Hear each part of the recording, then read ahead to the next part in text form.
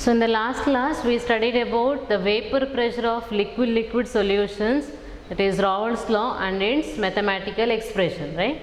The Raoult's law states that for a solution of volatile liquids, the partial vapor pressure of each component is directly proportional to its mole fraction. Now if you mix the two volatile components 1 and 2, mix two volatile components 1 and 2, and after some time it exits equilibrium, that is rate of evaporation is equal to rate of condensation, and there are vapors over the liquid, and the pressure exerted by these vapors is called total vapor pressure or P total. So according to Dalton's law, P total is equal to P1 plus P2, that is pressure exerted by the sum of the pressure exerted by the individual components P1 and P2. And we know that according to Raoult's law, P1 is proportional to x1 and P2 is proportional to x2. That is, the partial vapor pressure of each component is directly proportional to its mole fraction. P1 is proportional to x1 and P2 is proportional to x2, where x1 and x2 are the mole fractions of components in the solution, that is concentration of the components in the solution. Now what is the concentration of that components in the vapor state? And in the vapor state we have vapors of both the components, component 1 and component 2. What is the concentration of each component in the vapor state? So that is denoted as Y1 and Y2. X1 and X2 are the mole fractions of components in the liquid state, whereas Y1 and Y2 are the mole fractions of the components in the vapor phase. We can calculate X1 as N1 divided by N1 plus N2, right? There is a number of moles divided by sum of number of moles in the components, and X2 as N2 divided by N1 plus N2. This is how we calculate the mole fraction, that is the concentration of the components in the solution. So concentration of the components in the vapor phase, that is Y1 and Y2, can be calculated as P1. Instead of number of moles we are writing partial pressure, so P1 divided by P1 plus P2. This is equal to Y1, and Y2 is equal to P2 divided by P1 plus P2. This is how we can calculate the partial mole fractions of the components in the gas phase. Y1 is equal to P1 divided by P1 plus P2, and Y2 is equal to P2 divided by P1 plus P2.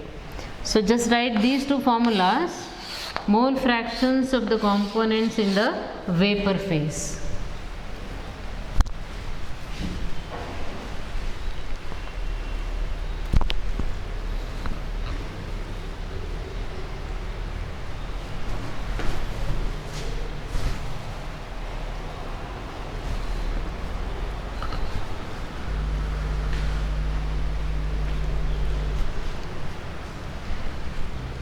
Now let us consider the third type of liquid solution, that is a solid in liquid, and the one property is vapor pressure of solutions of solid in liquid. So here this type of solutions, the solid is usually non-volatile, whereas the liquid is volatile, solid is non-volatile. For example, glucose or sodium chloride in water, iodine and sulfur in carbon disulfide, these are the examples of these type of solutions, solid in liquid, where the solid is non-volatile and solvent is volatile. Now let us see what happens to the vapor pressure of this type of solutions. Now this is only the pure solvent which is volatile, and here on the surface of this solvent contains only solvent molecules, and the molecules which are present on the surface of the liquid is ready to evaporate, and they enter into the vapor phase, and after some time it exerts some pressure. That pressure is called vapor pressure, right? That you know, the vapor pressure of the pure solvent. that is P1 naught. If the component solvent is taken as the first component, its vapor pressure is taken as a P1 naught. Now you are going to add a solid, non-volatile solid to this. While adding solvent, it becomes solution. If you add a non-volatile solute to the solvent, it becomes solution. It becomes solution. Now, the surface of the liquid is covered by both the solvent molecules as well as solid particle.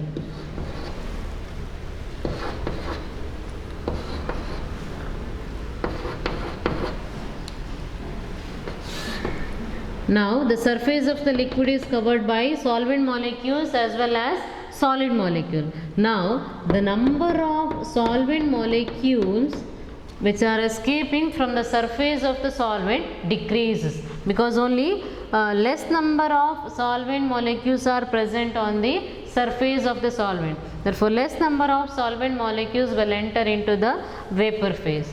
Now, what happens to the vapor pressure when you add a non-volatile solute to the volatile solvent? As the number of molecules, solvent molecules enter into the vapor phase decreases, its vapor pressure also decreases.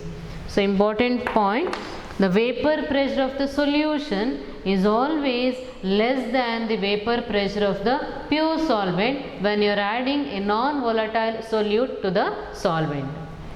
So, this is a pure solvent. On the surface it has only the solvent molecules, and that solvent molecules are easily enter into the vapor phase, and that exhibits some vapor pressure at the equilibrium state. That vapor pressure is P1 naught, vapor pressure of the pure solvent. Now, if you add a little amount of non-volatile solute to it, the surface of the liquid is covered by both the solvent molecules and solute molecules. But solute molecules are non-volatile, they won't enter into the vapor state. Only the solvent molecules are enter into the vapor phase.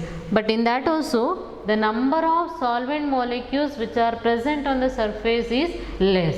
Therefore, the number of molecules in the vapor state is also less, and it exhibits less vapor pressure. So, once you add the non-volatile solute, it becomes solution, and its vapor pressure is less than that of the vapor pressure of the pure solvent, and this vapor pressure is denoted as P1.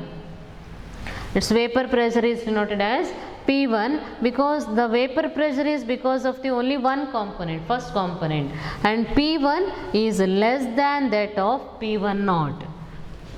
P1 is always less than that of the P1 naught. That is, vapor pressure of the solution is less than vapor pressure of the pure solvent.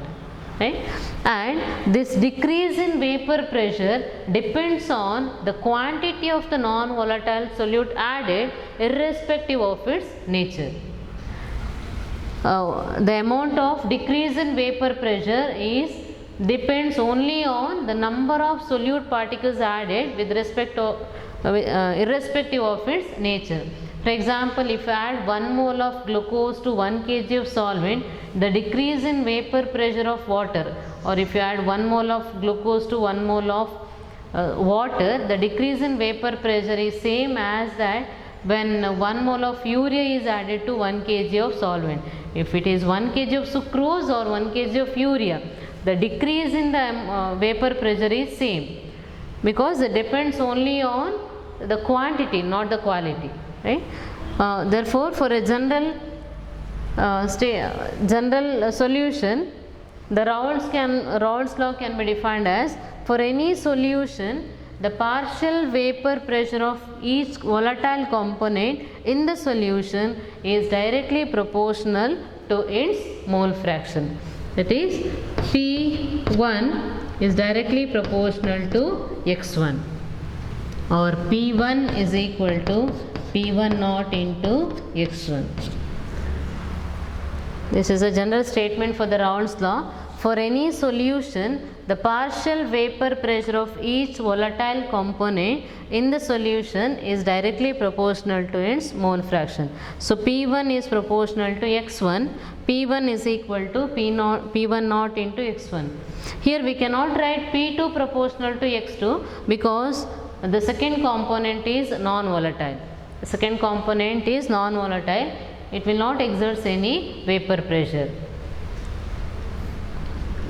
So just note the statement and expression.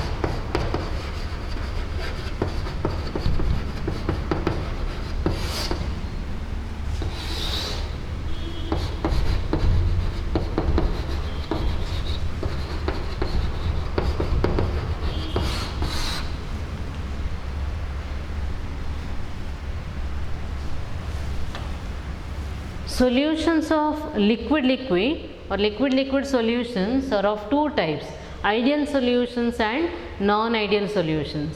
So ideal solutions and non-ideal solution. Let us see what is ideal solution and non-ideal solution. Ideal solutions are those which obeys Raoult's law at all concentration. Ideal solutions are those solutions which obeys Raoult's law, whereas the non-ideal solutions do not obey Raoult's law over the entire range of concentration. So ideal solutions are very rare, but there are some liquid mixtures behaves ideally, that is mixture of benzene and toluene,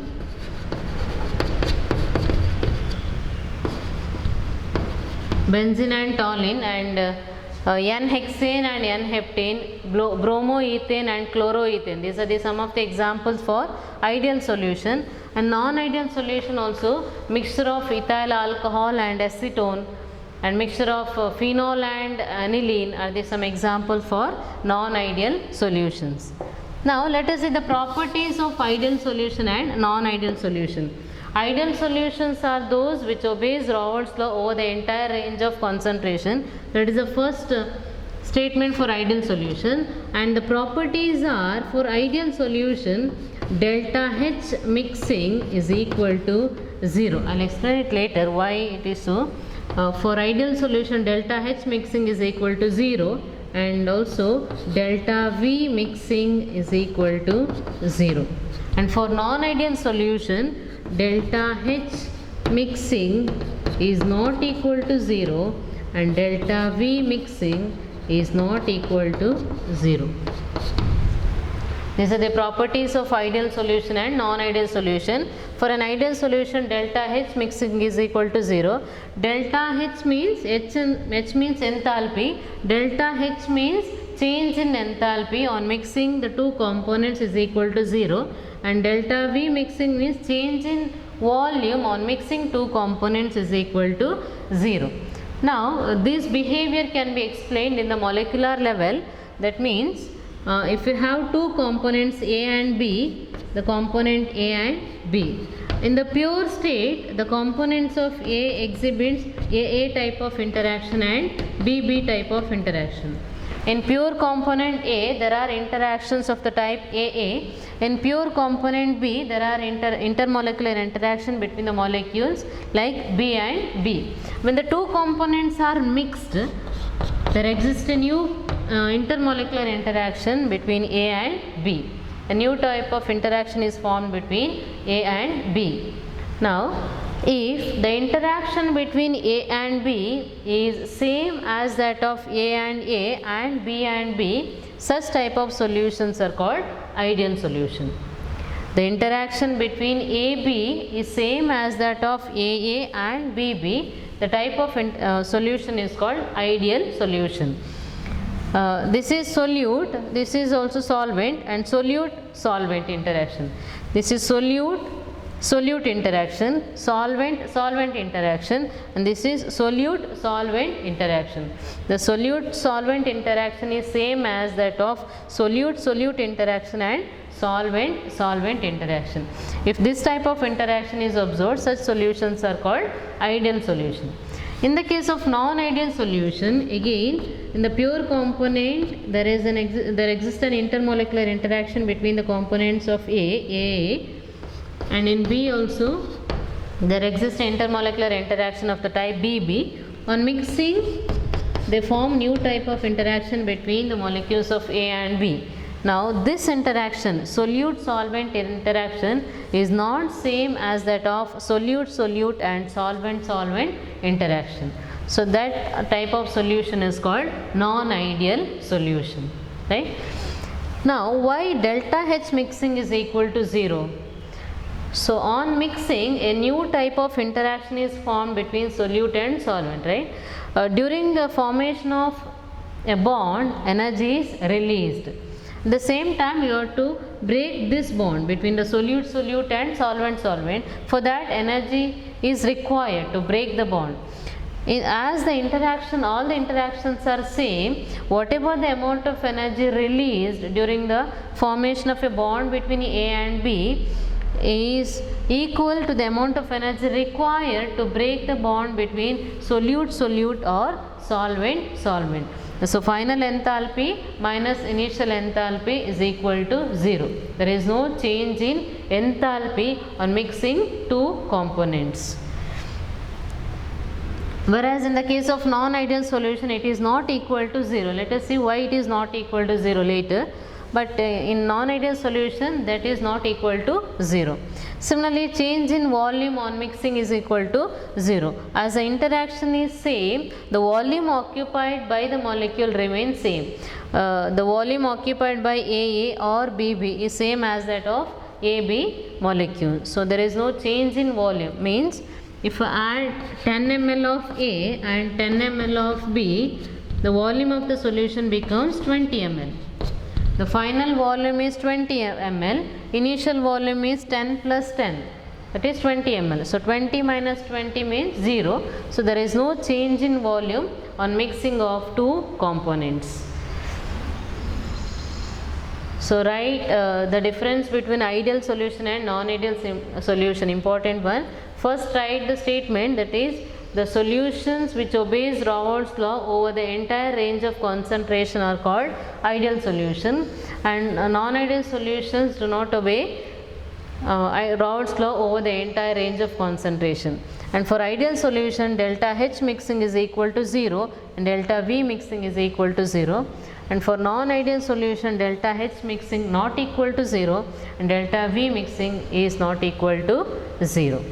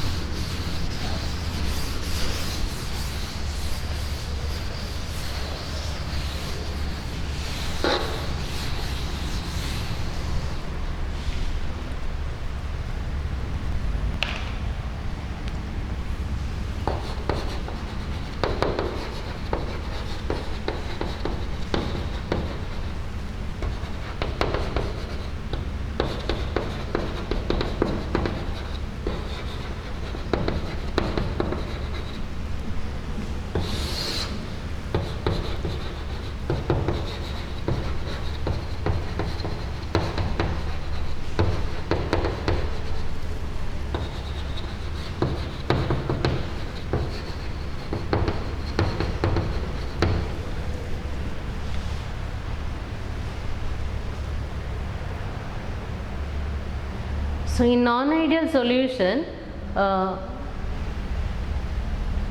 it does not obey Raoult's law over the entire range of concentration, right? In that case, delta H mixing is not equal to 0 and delta V mixing is not equal to 0. So in non-ideal solution, the total pressure exerted by the solution is greater than or less than that predicted by the Raoult's law. From Raoult's law, we can calculate the total vapor pressure as the P total is equal to P1 naught plus P2 naught minus P1 naught into X2. By this formula, we can calculate the total vapor pressure of the solution, right? Now, for an ideal solution, whatever the total vapor pressure observed is not equal to that predicted by the Raoult's law. It may be greater than that predicted by the Raoult's law or less than that predicted by the Raoult's law. If it is greater than that predicted by the Raoult's law, such solutions are called non-ideal solution with positive deviation. So again, in non-ideal solution there are two types: non-ideal solution with the positive deviation from Raoult's law and non-ideal solution with negative deviation from Raoult's law. For a solution of non-ideal with the positive deviation, the total vapor pressure observed is greater than that predicted by the Raoult's law. For a non-ideal solution with the negative deviation, the total vapor pressure observed is less than that predicted by the Raoult's law. Now, the characteristics of non-ideal solution with the positive deviation and non-ideal solution with the negative deviation are: first one is delta H mixing is positive and delta V mixing is also positive, whereas here delta H mixing is negative and delta V mixing is equal to negative. These are the main characteristics of non-ideal solution with the positive deviation and negative deviation. In the difference between ideal solution and non-ideal solution, we have just written non-ideal solutions, the delta H mixing is not equal to 0. If it is not equal to 0, there are two possibilities: either it is greater than 0 or less than 0. So in non-ideal solution with the positive deviation, it is greater than 0, whereas in the case of non-ideal solution with the negative deviation, it is less than 0. Now let us see why it is so. As I said earlier, in case of non-ideal solution, the AB interaction is not same as that of AA interaction and BB interaction. So AB interaction is not same as that of AA interaction and BB interaction. Now, in the case of non-ideal solution with the positive deviation, AB interaction is weaker than AA interaction and BB interaction. That is, solute-solvent interaction is weaker than solute-solute and solvent-solvent interaction. So, this interaction is weaker than AA interaction and BB interaction. In that case, if an interaction is weak, it releases small amount of energy, right? So, amount of energy released on forming a bond between solute and solvent is less, whereas the amount of energy required to break the bond between AA and BB is more. So, the system absorbs energy from the surrounding, or that process becomes endothermic, therefore delta H is positive. In the case of non-ideal solution with the positive deviation, AB interaction is weaker than AA interaction and BB interaction. Therefore, less amount of energy is released, whereas a more amount of energy is required to break the bond. Hence, it takes up energy from the surrounding. It is endothermic reaction, or delta H is positive, right? Whereas the delta V mixing is also equal to positive, because AB interaction is weak, right? So it occupies, the bond length between AB is large. The bond length between A and B is large. It occupies more volume than that of AA and BB. It occupies more volume. Therefore, the final volume is greater than the initial volume. Therefore, if you mix 10 ml of A and 10 ml of B, if you mix 10 ml of A and 10 ml of B, the final volume is greater than 20 ml. The final volume is greater than 20 ml. Because AB interaction is weak, the bond length is longer, hence it occupies more volume. Right? So final volume is greater than 20 ml, whereas initial volume is 10 plus 10, 20. So delta H V mixing is positive. So one of the example for this type of solution is ethanol and acetone.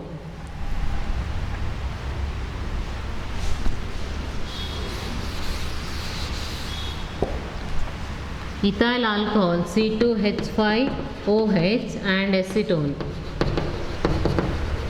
So in ethyl alcohol, the molecules are hydrogen bonded. The molecules are hydrogen bonded, that is OH C2H5 and C2H5OH. The hydrogen oxygen atom of one molecule forms hydrogen bond with the hydrogen atom of another molecule, C2H5OH, C2H5OH. So initially let us consider this is A and this is B. So there are hydrogen bonding between the molecules of ethyl alcohol, and there are some interaction between the molecules of acetone, that is B and B. When acetone is added to ethyl alcohol, it breaks up they get into in between the molecules of ethyl alcohol, and they break some of the hydrogen bond present between the molecules of ethyl alcohol, and it find easier for ethyl alcohol molecule to enter into the vapor phase. Therefore its more ethyl alcohol will enter into the vapor phase than that in the pure state. Therefore its vapor pressure increases, hence their vapor pressure is greater than that predicted by the Raoult's law. So non-ideal solution with the positive deviation is observed in the case of mixture of ethyl alcohol and acetone. In the pure component, ethyl alcohol molecules are joined by hydrogen bonding. So oxygen atom of one ethyl alcohol molecule forms hydrogen bonding with the hydrogen atom of another ethyl alcohol molecule, and they are linked together by hydrogen bonding. So when acetone is added to ethyl alcohol, acetone molecules are get in between the ethyl alcohol molecules and breaks up some of the hydrogen bond, and ethyl alcohol molecules find easier to escape into the vapor phase. As they enter into the vapor phase in more number, vapor pressure increases. Therefore the total vapor pressure is greater than that predicted by the Raoult's law. So therefore it shows positive deviation from Raoult's law.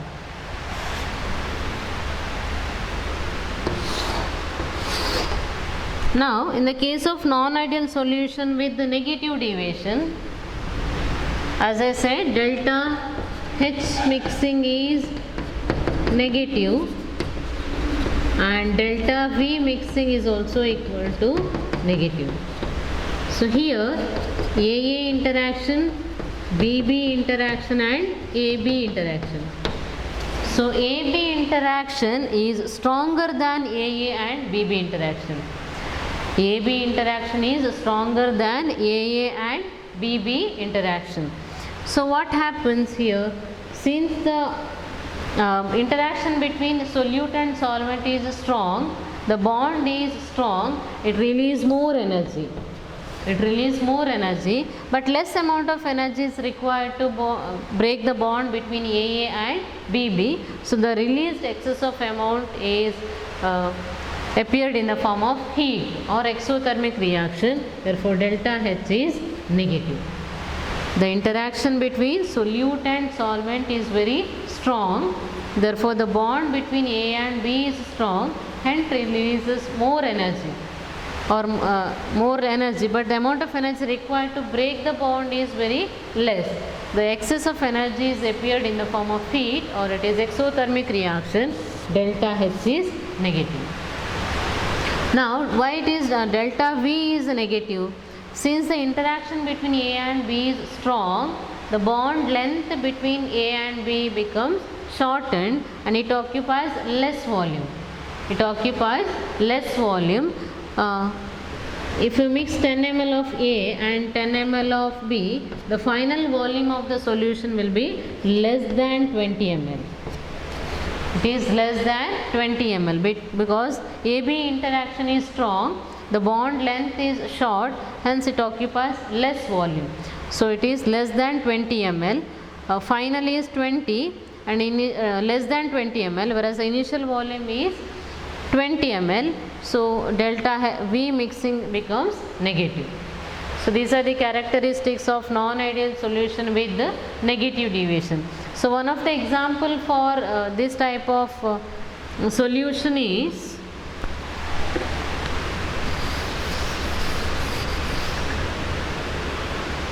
acetone and chloroform.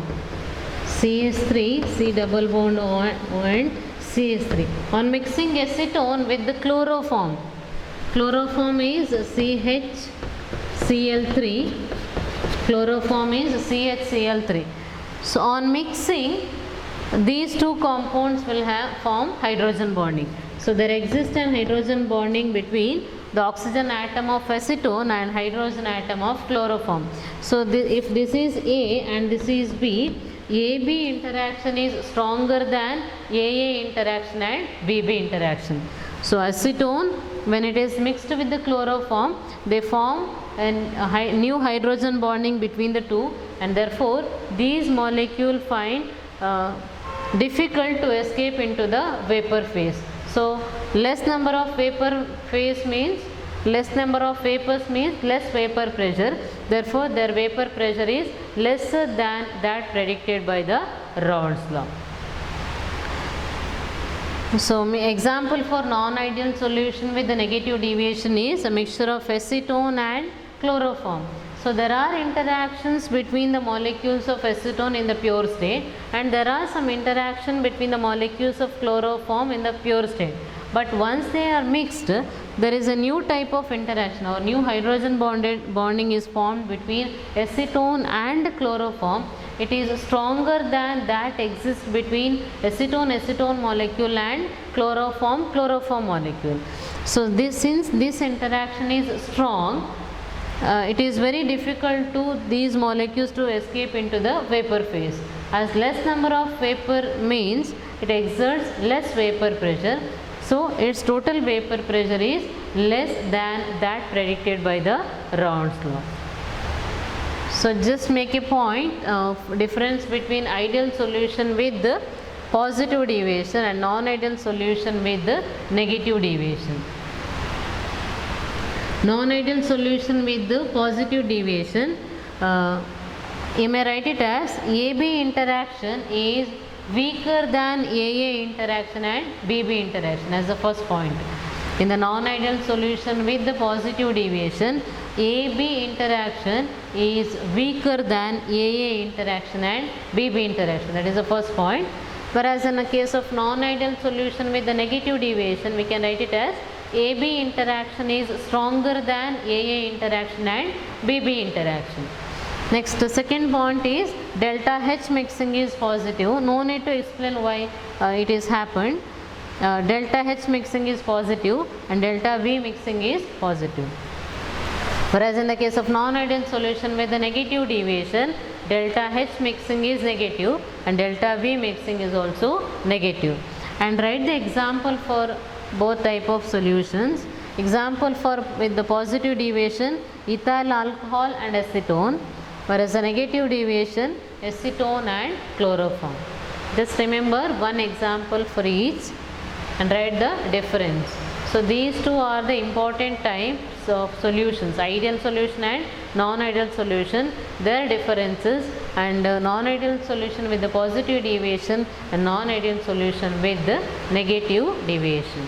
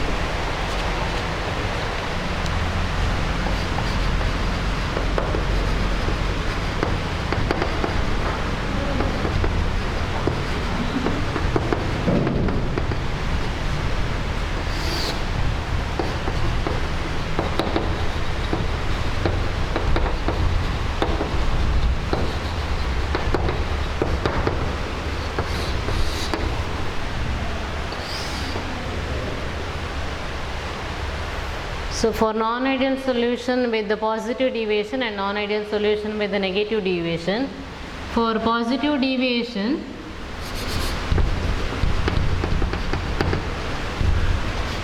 AB interaction is weaker than AA and BB interaction,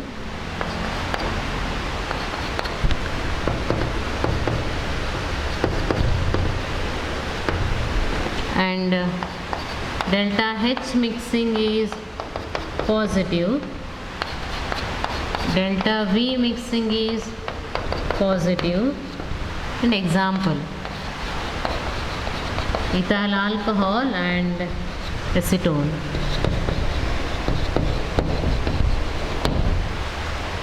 And write it for non-ideal solution with the negative deviation. AB interaction is stronger than AA and BB interactions. Delta H mixing is positive, delta H mixing is negative, and delta V mixing is also negative. An example is acetone and chloroform, CHCl3.